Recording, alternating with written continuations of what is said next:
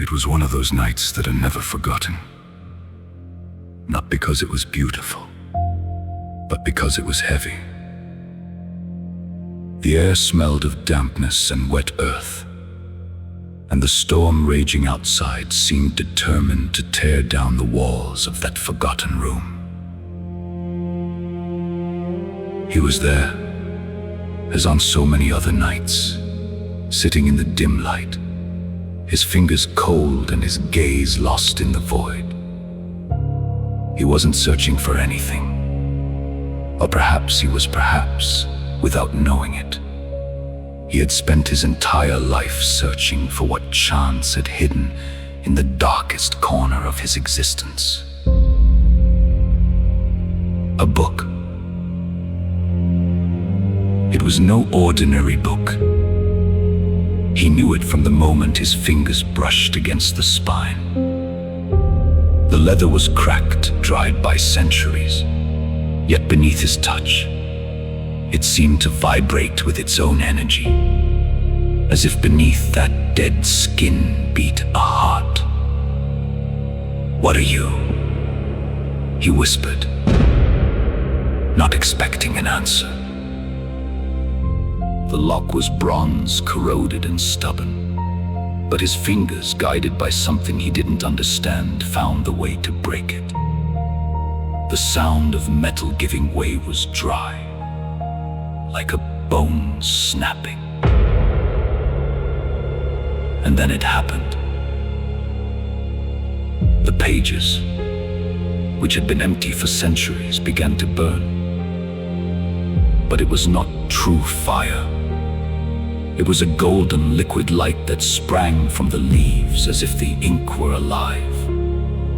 Letters danced before his eyes, forming words he had not spoken, but which, somehow, he recognized.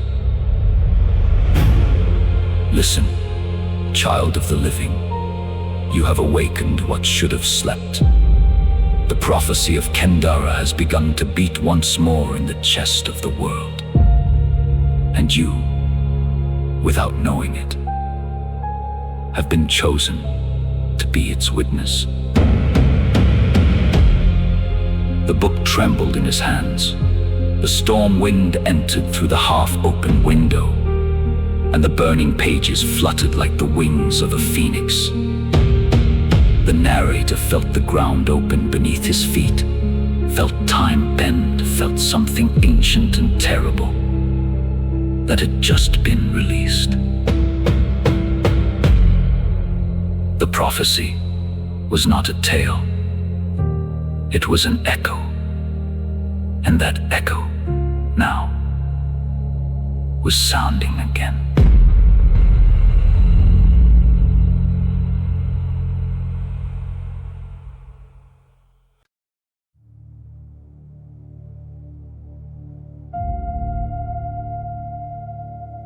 The fog was so thick, it seemed solid. The tombstones emerged from it, like fingers of a buried giant, broken by moss and oblivion.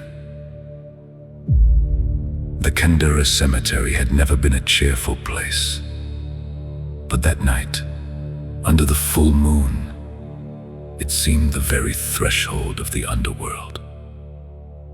There, kneeling on the damp earth, was she, Clara. But not the Clara the world would later come to know. This was a broken Clara, undone, her cheeks carved by tears that would not cease to flow. Her fingers clung to the gravestone as if they could tear from it an answer that would never come. "Why?" she sobbed, her voice barely a thread. "Why did you leave? Why did you leave me alone in this world of shadows?" The wind did not answer. Only the fog moved, licking the stones with its cold tongue. But in the darkness, something watched. It was not human. It was not animal. It was older than any creature of flesh and bone. It was death itself, personified, incarnated in a silhouette cut against the moon. And for the first time in all its eternal existence, it felt something it had never experienced before. Curiosity. "What is this?" whispered the entity, with a voice that seemed to come from everywhere and nowhere. "What is this pain so pure? What is this flame that burns in the chest of such a fragile creature?" Death watched Clara for hours, saw how her tears soaked the earth, saw how her knuckles bled against the stone, saw how her soul, wounded and torn, still refused to be extinguished. And then, for the first time, death felt something akin to compassion. "I will not take you," it said, appearing behind her like a shadow come to life. "Not tonight. I have seen 1,000 laments. I have heard 1,000 pleas. But yours has pierced the veil. Who are you, child, to make death itself pause?" Clara looked up, her eyes, swollen from crying, met those of that dark figure. But instead of screaming, instead of fleeing, she only whispered, "I am only someone who loved too much."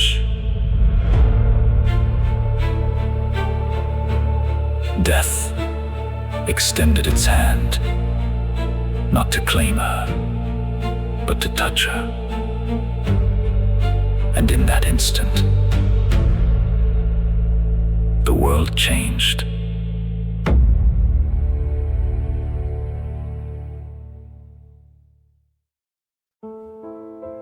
For the first time in eternity, death felt something it had never known: longing. The encounter in the cemetery had awakened something in the ancient entity.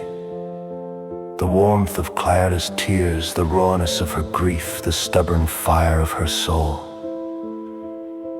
It was all so alien, so achingly beautiful, that death could not simply walk away. So it made a decision. "I will descend," it whispered to the void.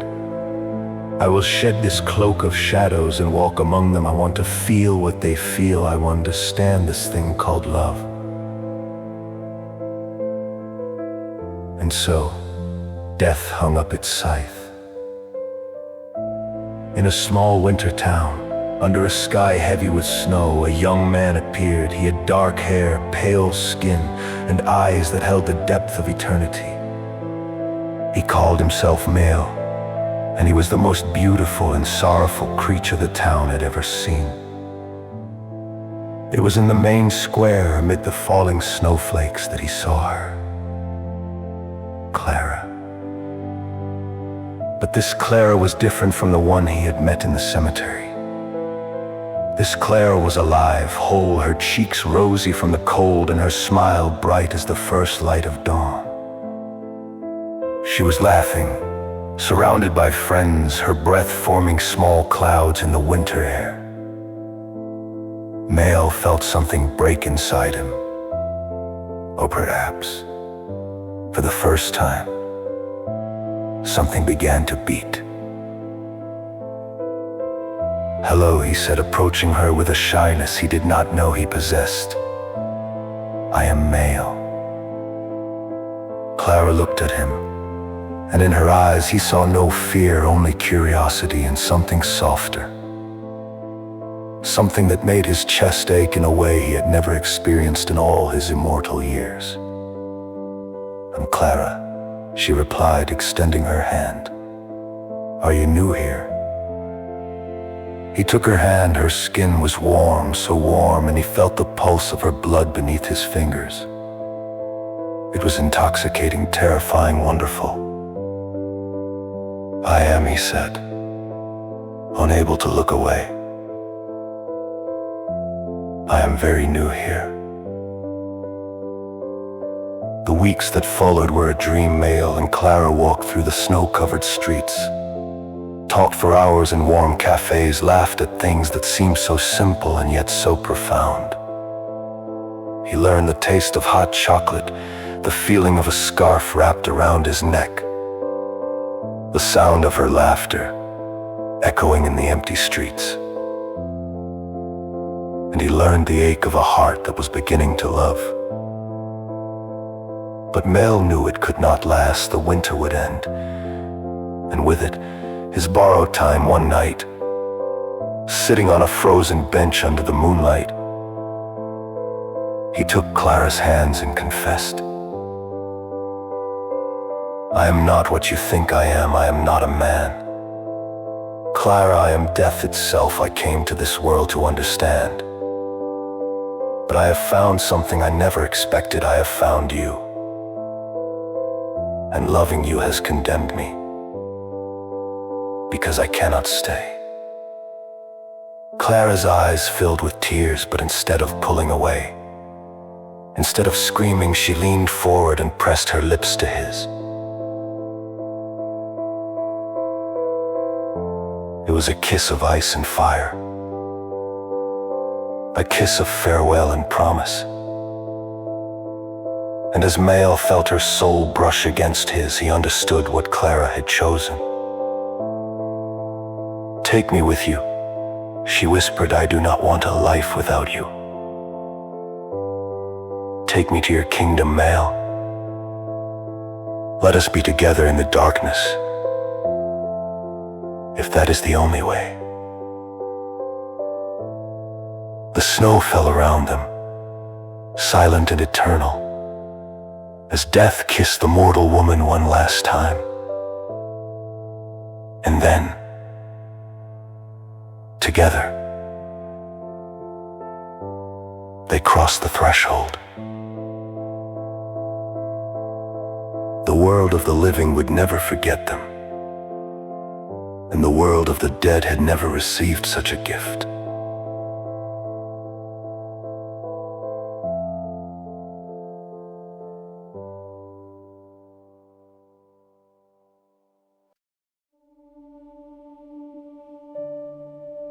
The legend of Kendara did not begin with Mael and Clara. It began long before, in a forest of ancient trees, under a sky that had not yet known the shadow of winter. Rowan was a simple farmer, a man of calloused hands and a gentle heart. He spent his days working the earth, but his true passion was music at night. When the sun had set and the stars shone above the forest, he would sit at his old piano and let his fingers speak what his words could not. And his words were all for her. Kaelin the Guardian, the princess of the kingdom of Kendara. She was the most beautiful woman Rowan had ever seen, with hair like autumn leaves and eyes like the deepest emerald. They had met in secret, in the heart of the forest, away from the watchful eyes of the court. Their love was forbidden, dangerous, but it was the truest thing either of them had ever known. "How can we go on like this?" Kaelin asked one evening, her voice trembling. "My father is determined to marry me to Alistair. He is cruel, Rowan. He is not like you." Rowan took her hand. His fingers, rough from the fields, were gentle against her smooth skin. "Then I will make you a gift," he said, "something that will carry my love to you, even when we cannot be together." And so he built her a piano. It was not a grand instrument, but it was crafted with all the love in his heart. He carved her name on the inside of the lid and planted a single red rose beside the keys. Every night, when the moon was high and the forest was silent, Rowan would sit at the piano and play. He played melodies of longing and hope, of sorrow and passion. The notes would drift through the trees carried by the wind, and Kaelin, from her tower window, would listen and weep. But the court discovered their secret. King Eldric was furious. He forbade his daughter from ever seeing Rowan again, and threatened to have the farmer executed. Desperate, Kaelin refused to eat, refused to speak, refused to exist in a world that did not include Rowan's music. When the news reached Rowan, he played one last melody. It was the most beautiful and heartbreaking song he had ever composed. The notes rose like prayers to the heavens, begging for mercy, begging for love, begging for a miracle that would never come. And as he played, the rose beside the keys began to wither. His fingers slowed, his head drooped, his heart, so full of love, finally gave out.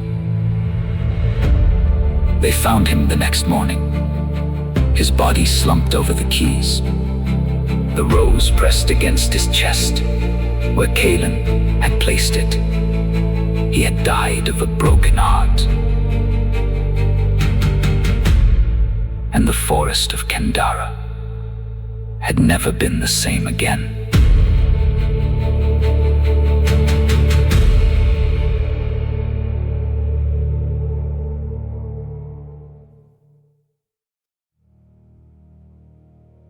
The death of Rowan should have satisfied Alistair's jealousies. But the prince's hunger for power was never satisfied. When he heard the ghostly piano echoing through the forest at night, he flew into a rage. "Burn it," he ordered. "Burn the forest, erase every trace of that peasant's love. I will not have his music haunting my future kingdom." The soldiers marched into Kendara with torches. The ancient trees screamed as they caught fire.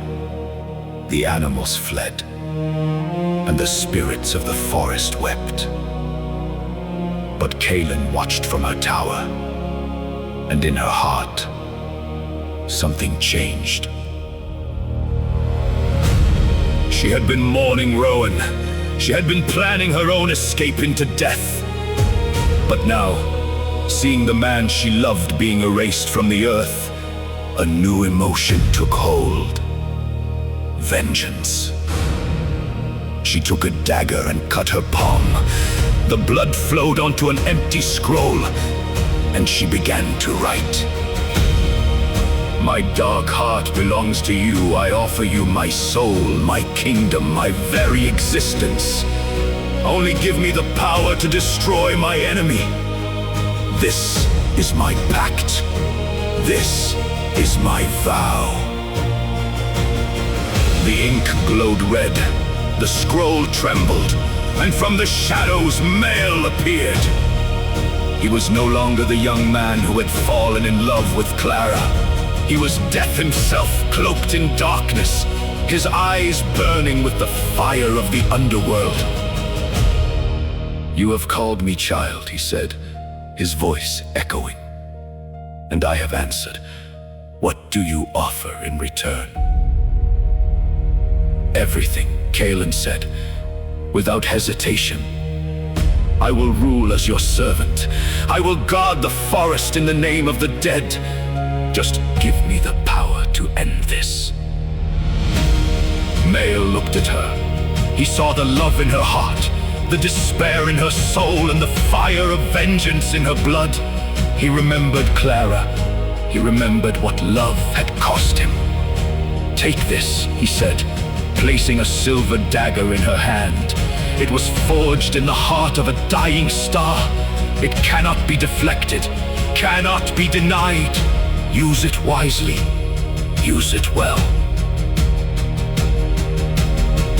that night, Alistair burst into Kaelin's chambers, his face twisted with rage. "You will marry me," he hissed. "You will forget that peasant, or I will burn you with him!" Kaelin looked at him. Her grief was gone. In its place was a cold, beautiful fury. "Never," she said. And she drove the silver dagger deep into his chest. Alistair's eyes widened in shock. He opened his mouth to speak, but only blood emerged. He collapsed at her feet, and the darkness that had consumed his soul finally consumed him. Kaelin stood over him, trembling. The dagger was stained with his blood, and the pact she had made was sealed. Outside, the fire began to die. The forest of Kendara would heal. And Kaelin would rule as the Dark Guardian, forever protected by the shadows that now answered her call.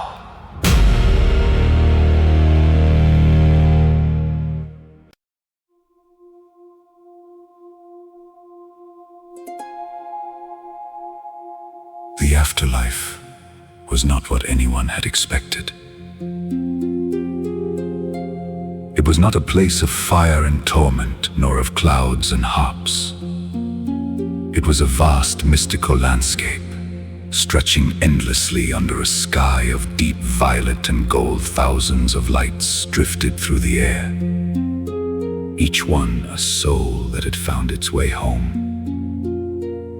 They called them the orphaned lights, souls that had been lost, but were never truly alone.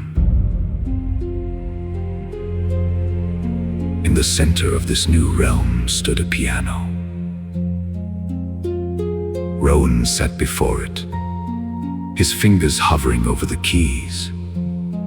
He was no longer the broken, sorrowful man who had died in the forest. He was whole, radiant, his eyes filled with the peace he had never found in life. He played a gentle melody, and the notes rippled through the air like ripples on a pond of light. Beside him stood Kaelin. She had shed her crown and her chains, and now wore a gown of starlight. Her hand rested on his shoulder, and her smile was soft and warm.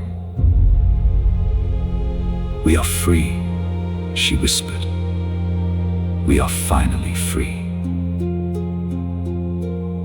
Not far away, Mael and Clara watched them. Mael had returned to his true form, but he was no longer the cold, distant figure he had once been. Clara's warmth had softened him, had made him something more than death.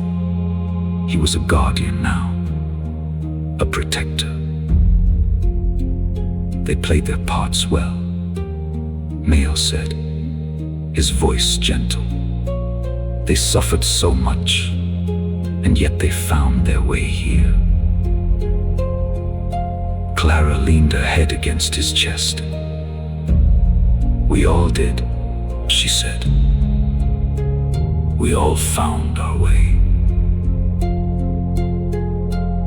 The four figures stood together, hands clasped, gazing at the infinite horizon. The orphaned lights swirled around them, celebrating, singing, welcoming them home. And then, before them, a portal opened. It was not a door to death. It was a door to something beyond, a place of eternal peace, where time had no meaning, and the heart could rest. Rowan looked at Kaelin, Mael looked at Clara, and together they walked forward. The portal closed behind them, and their story, at last, was complete.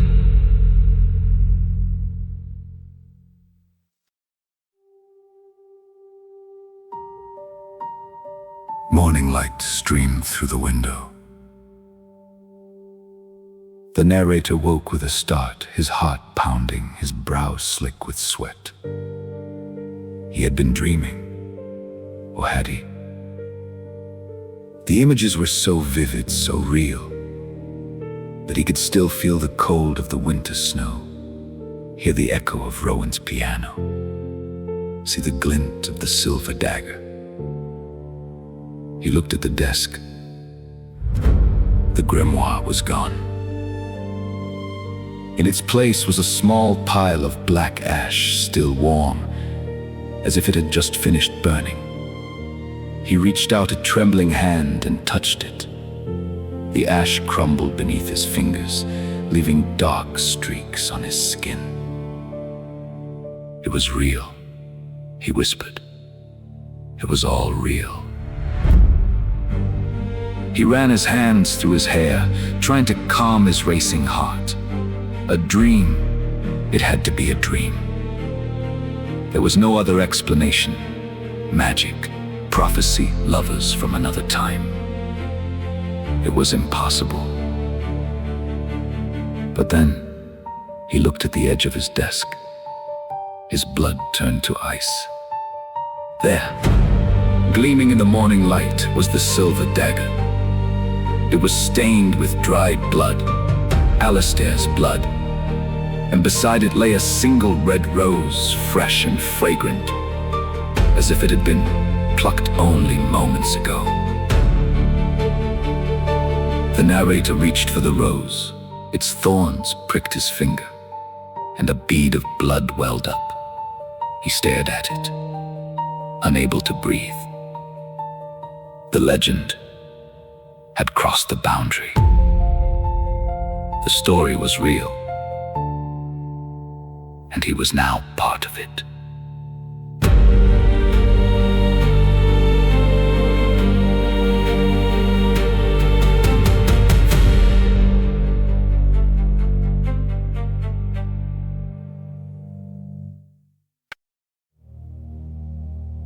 The narrator sat frozen, the rose in one hand and the dagger in the other.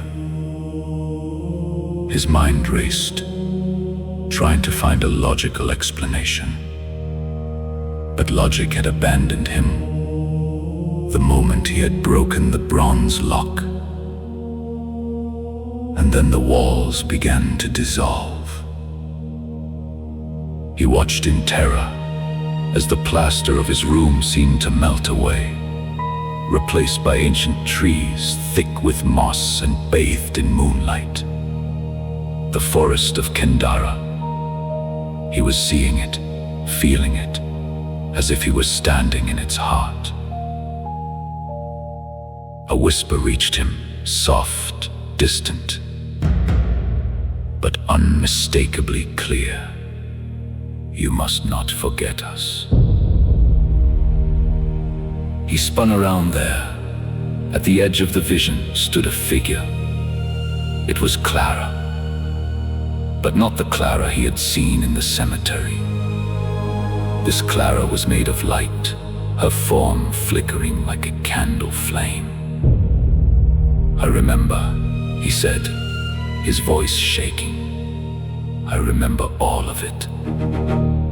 She shook her head, her expression sorrowful. Remembering is not enough. The world must remember. If our names are forgotten, we will fade from this realm.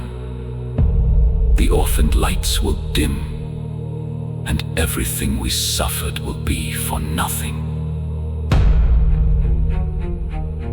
The narrator felt a chill run down his spine. What must I do? Write, she said, her voice growing stronger. Write our story. Put it into words that will never be forgotten. Let the world know that we existed, that we loved, that we fought. That is your sacred duty. The vision faded. The walls returned. The narrator was alone once more. But he was no longer afraid. He picked up a pen and a blank scroll, and he began to write.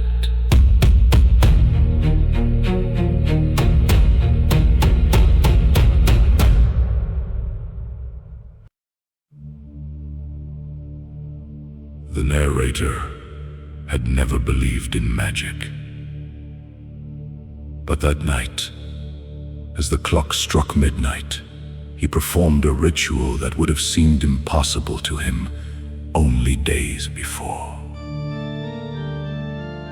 He took a small knife, the silver dagger, still stained with Alistair's blood, and made a shallow cut on his palm. Blood welled up, dark and thick, and he let it drip into a small bowl of ink.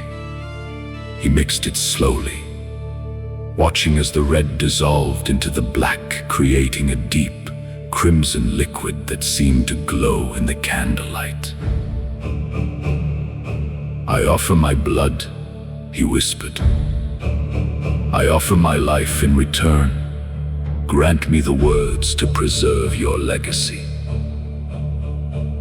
He dipped the quill into the ink and began to write. The moment the ink touched the parchment, his mind was flooded with images. He saw Rowan playing his piano under the ancient trees. He saw Kaelin weeping in her tower. He saw Mael and Clara walking hand in hand through the snow. He saw the fire, the dagger, the portal, the lights. And he heard their voices. Rowan's voice, soft and sorrowful. Write the music I could never play. Kaelin's voice, fierce and proud. Write the battle I could never win. Mael's voice, ancient and gentle. Write the love I never knew I could feel. Clara's voice, warm and bright. Write the hope that carried us through the darkness. The narrator wrote for hours, his hand moving faster than his thoughts, the words pouring from him like water from a broken dam. He wrote until the ink ran dry, until the scroll was filled, until his hand was cramped, and his eyes were burning. When he finally stopped, he looked at what he had written. The story of Kendara, the tale of love and death and redemption. It was all there, every detail, every emotion, every sacrifice. The pact was sealed. The work was finished.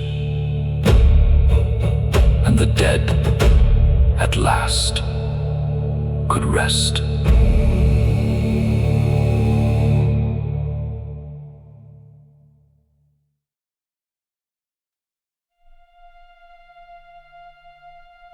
The narrator sat at his piano. The same piano he had ignored for years. The same piano that had been collecting dust in the corner of his room. He had never felt worthy of playing it. But tonight, he was not playing for himself. He was playing for them. He placed the finished manuscript on the music stand and began to play. The first notes were soft, tentative, like the first snowflakes of winter.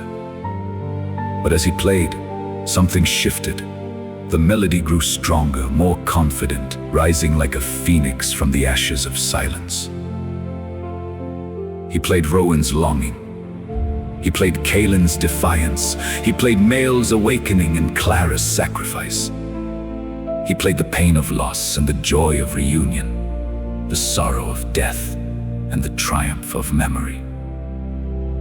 And then, the waltz began. It was majestic, sweeping, a dance of eternal love. The narrator's fingers flew over the keys faster and faster, as if the music had taken on a life of its own. The room filled with golden light, and the air became thick with the scent of roses and snow. And then they appeared. Mael and Clara, dancing in a whirlwind of light, Rowan and Kalen, their hands clasped, spinning through the air like leaves in a gentle breeze. Their forms were made of gold dust and rose petals, their faces radiant with joy. They were no longer ghosts. They were legends, immortal, eternal. The waltz reached its peak, a crescendo of sound and light that seemed to shake the very foundations of the world. The narrator played with all his strength, tears streaming down his face, pouring every ounce of his being into the music. And then, as suddenly as it had begun, it ended. The last note hung in the air, shimmering, then faded into silence. The golden light dimmed. The rose petals drifted to the floor. The four figures bowed to the narrator, their smiles filled with gratitude, and then vanished like morning mist. The narrator sat in the silence, his hands trembling, his heart pounding. The manuscript was complete. The music had been played. The story had been told. He closed the piano lid gently. Outside, the sun was rising, casting a warm glow over the world. A new day had begun. But the legend of Kendara would never end. It lived in the music, in the words, in the hearts of all who would remember. And that, the narrator knew, was the greatest victory of all. For love, even when it fades, leaves behind a mark that death itself can never erase. The chronicle was complete. The ashes had been transformed into eternity. And the waltz, he knew, would play forever.